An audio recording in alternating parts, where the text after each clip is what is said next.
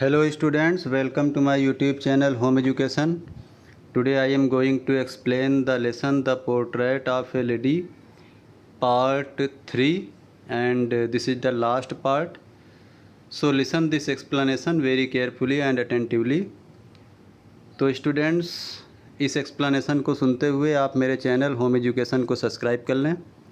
तो आइए शुरू करते हैं the portrait of A lady का तीसरा part. When I went up to university, जब मैं यूनिवर्सिटी गया, विश्वविद्यालय गया, I was given a room of my own, तो मुझे मेरा खुद का एक रूम दिया गया, मेरा पर्सनल एक रूम दिया गया। The common link of friendship was snapped. Writer कहते हैं कि जो मेरी दादी माँ से मेरी फ्रेंडशिप थी, जो दोस्ती थी, उस दोस्ती का जो साधारण सा बंधन था वो बंधन टूट गया। My grandmother accepted her seclusion with resignation. मेरी दादी माँ ने अपना एकांत थोड़े दुख के साथ स्वीकार कर लिया। She rarely left her spinning wheel to talk to anyone. वह किसी से बात करने के लिए अपना चरखा चलाना शायद ही छोड़ती थी या कभी छोड़ती नहीं थी। कहने का मतलब है कि जब राइटर की दादी माँ चरखा चलाती थीं, सूत कातती थीं, तो उस समय वो किसी से बातचीत करना पसंद नहीं करती थीं। From sunrise to sunset she sat by her wheel spinning and reciting prayers. Writer कहते हैं कि सूर्य उदय से लेकर सूर्यास्त तक वह चरखे के पास बैठ जाती थी, चरखा चलाती थी और सूत काटती थी और जो है अपना प्रेयर गाती रहती थी। Only in afternoon she relax for a while to feed the sparrows.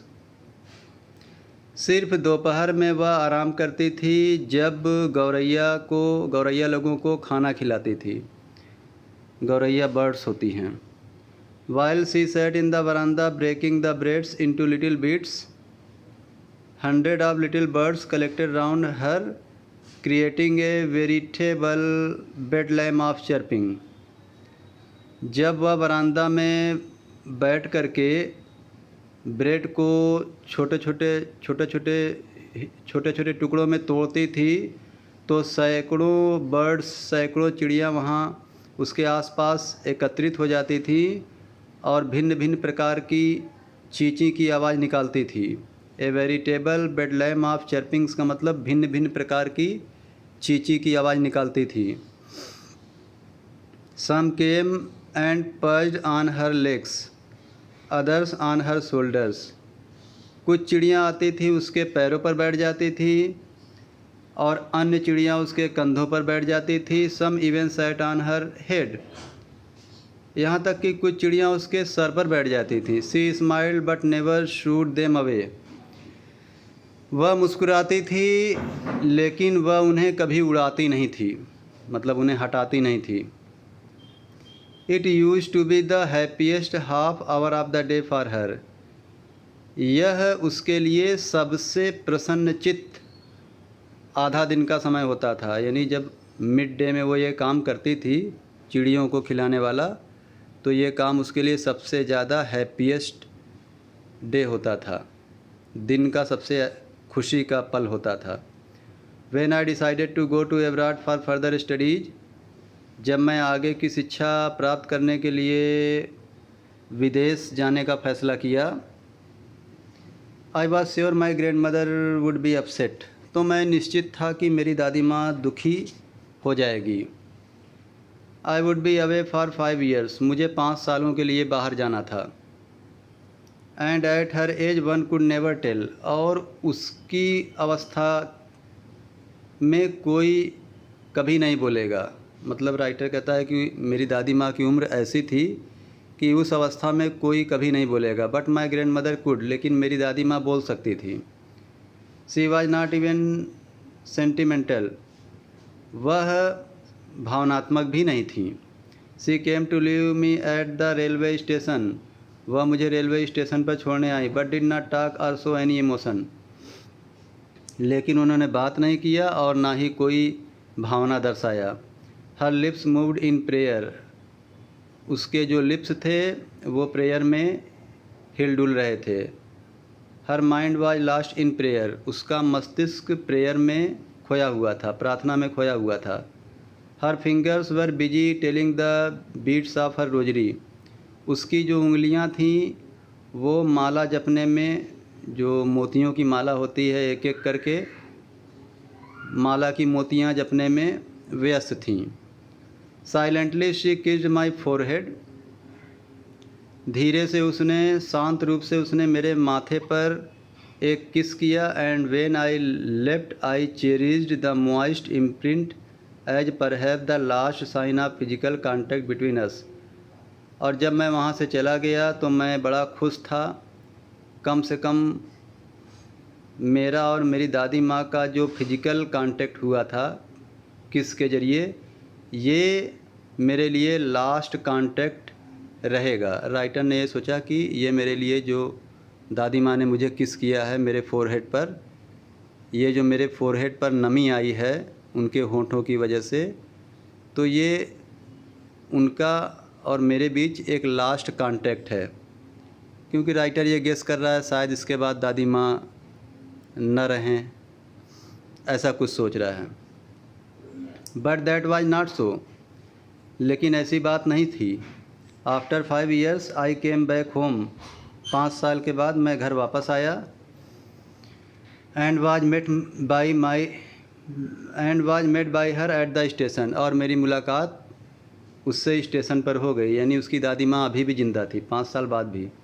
She did not look a day older, वो एक दिन ज़्यादा बूढ़ी नहीं हुई थी, यानी राइटर कहता है जैसा छोड़ के गया था वैसे ही थी। She still had no time for words, अभी भी उनके पास शब्दों के लिए समय नहीं था। And while she clasped me in her arms I could hear her reciting her prayers, और जब उन्होंने मुझे अपने बाहों में भर लिया या मुझे जो है गले लगा लिया, तो मैं उनके प्रेयर की आवाज़ को सुन सकता था।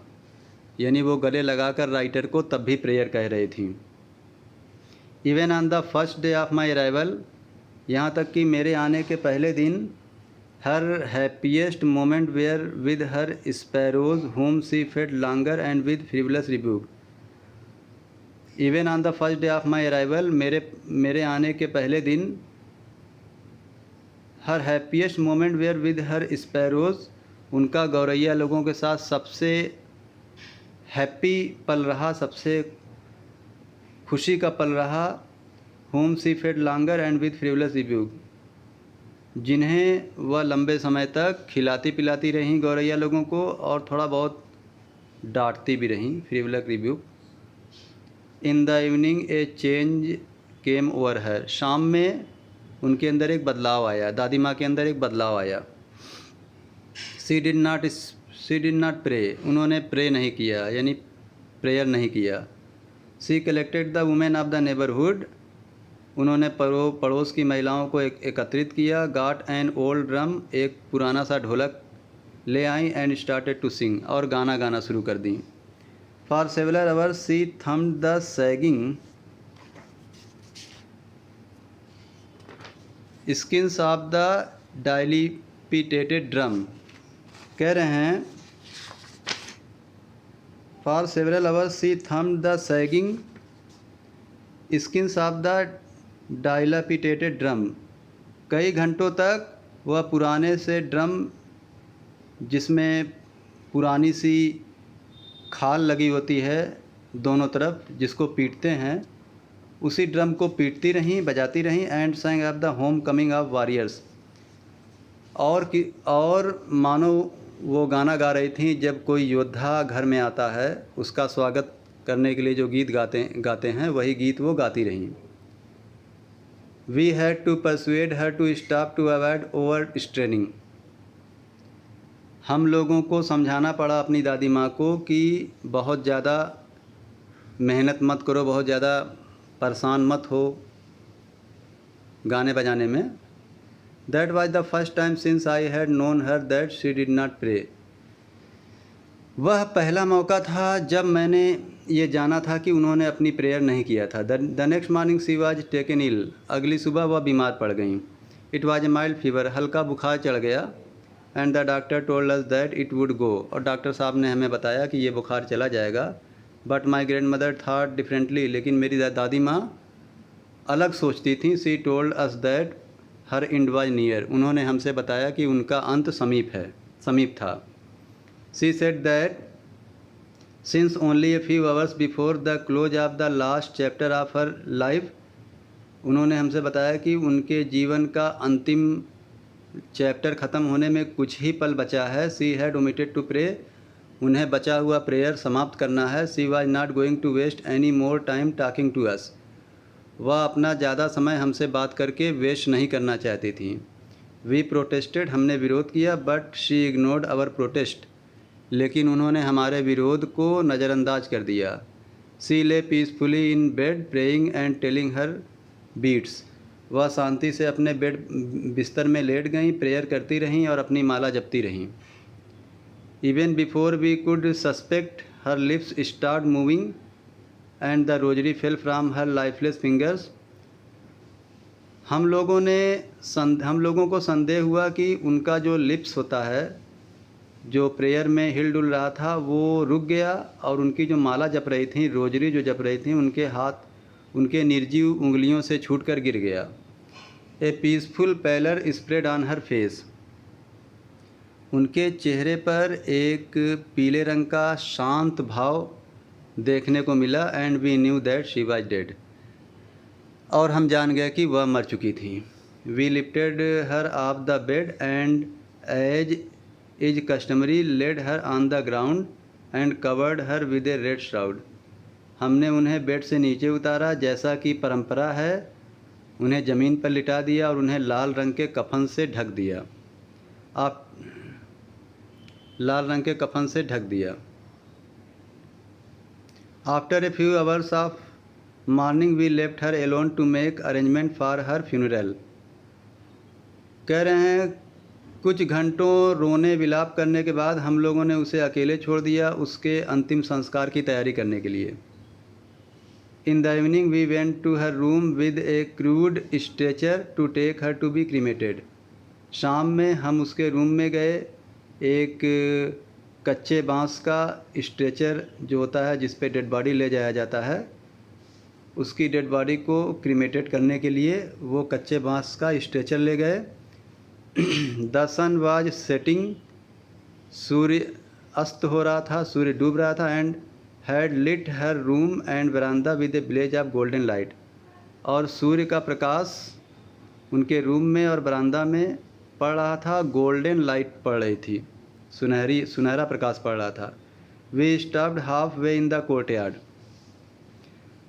हम आंगन के आधे रास्ते में ही रुक गए। All over the veranda and in her room right up to where she lay dead and stiff wrapped in the red shroud, thousands of sparrows sat scattered on the floor, पूरे वरांदा में और उनके रूम में, जहाँ पर ठीक वहाँ पर जहाँ पर वो मरी हुई पड़ी थी,